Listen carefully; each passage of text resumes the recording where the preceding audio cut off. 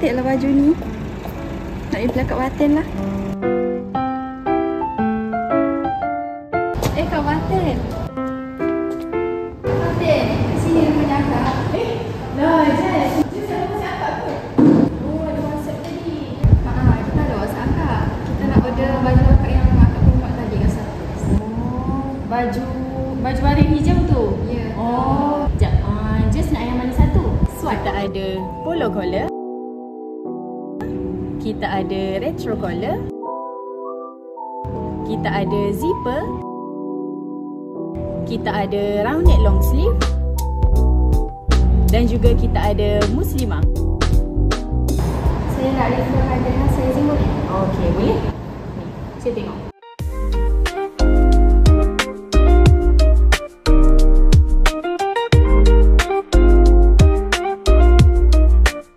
Kalau macam tu, saya ambil polo collar size M. Satu helai je ke? Ya, betul. Satu je. Cukup. Okay. So macam tu akak akan take note lah Jess punya order tadi. Polo collar size M sehelai. Okay. So kita proceed kepada payment lah. Jess nak bayar sekarang ataupun nanti masa last day akak open order, sebab nanti akak akan in order by 10 Oktober 10 pagi. Ada dua pilihan lah, sama ada Jess nak bayar sekarang ataupun nak bayar nanti masa last day.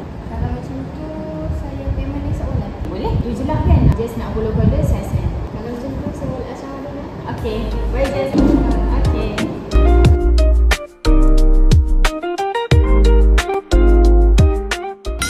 Alah, nak tanya soalan tu.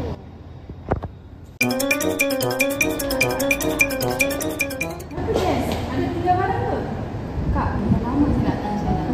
Kita kan berbeza agama. Okay. Akak kan Muslim, saya kan anak Muslim. Jadi, boleh ke Muslim berjual dengan non-Muslim? Macam mana tanya soalan tu? Selama ni kawan-kawan masyarakat tak pernah tanya soalan macam tu. Tapi baguslah soalan tu. So kalau ikut dalam Islam, jual beli ni, Jess kan beli baju akak kan? Itu kita panggil jual beli lah. Macam Jess beli makan akak kafe, kita panggil tu jual beli. Jual beli dalam Islam ni kita panggil sebagai al-bai'. Masuk dekat dalam tajuk fiqh muamalah. Tak apa, Jess tak faham tak apa. Ni akak explain je. Untuk soalan Jess tadi, dia merujuk kepada syarat sah jual beli lah. Antara syarat sah tu tak ada sentuh langsung pun pasal agama. Tak semestinya kita nak laksanakan jual beli tu kena penjual tu Muslim, pembeli tu pun Muslim. Jadinya boleh je penjual tu Muslim dan pembeli tu non-Muslim. Jual beli tu sah je. Kat dalam jual beli dia ada banyak syarat. Yang penting penjual dengan pembeli kena berakal. Dia tak boleh gila lah. Dia boleh buat pilihan sama ada dia nak beli ataupun tak beli. Contoh macam Jess tadi kan, Jess nak beli baju kan. Baju tu pun ada details. Jess nak polo collar size M, berapa yang Jess nak beli sehelai. Macam tu. So dalam Islam sebenarnya boleh je kalau nak berjual beli tu antara Muslim dengan non-Muslim. Boleh je kita berjual beli. Asalkan Jess pun rela untuk membeli barang tu. Kau tak paksa Jess lah untuk beli barang ni. Ada tak kau paksa dia Jess tak ada? Tak ada kan? Okay. Tak ada masalah pun. Sebab walaupun kita Muslim ataupun non-Muslim, kita kan hidup sama-sama. Kau boleh je. Macam tu. Oh, macam tu.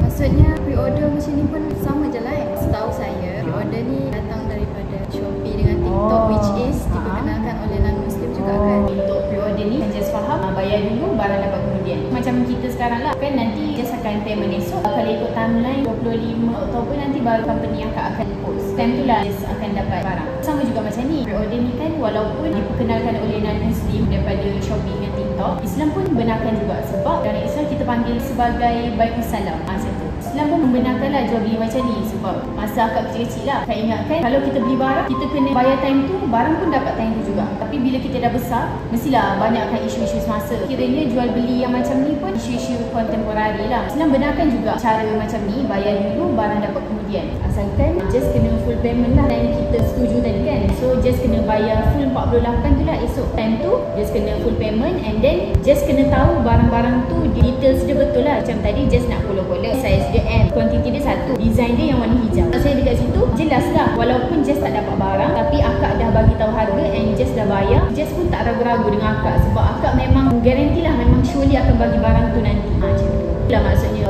pre-order dalam Islam. Kalau kita tengok ada je pre-order yang macam akak sendiri pernah lah alami. Akak beli projector tapi ada kerosakan. Kat situ kalau ikut dalam Islam, jual beli macam tu tak salah sebab kita dapat barang yang masa kita setuju lain dan kita dapat lain. Kalau macam tu dalam Islam tak salah jual beli tu macam tu. Lah, macam tu